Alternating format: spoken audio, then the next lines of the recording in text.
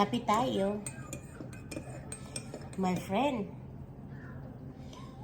Kailangan mo ng tulong ko. Simple lang. Pumunta ka lang sa comment section. At marami dyan nag-aantay para sa'yo. Malay mo, habulin ka. Kasama na ako dyan sa paghahabol ng followers mo.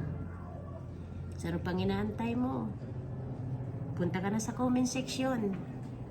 Marami ako dyan, mga kaibigan. Sigurado mag-aabang tayo. Ibahin ko naman yung word ko para hindi puro parehas.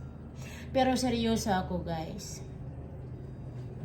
Kung gusto nyo ng tulong ng mga kaibigan sa followers, ang dami dyan. Totoo lang.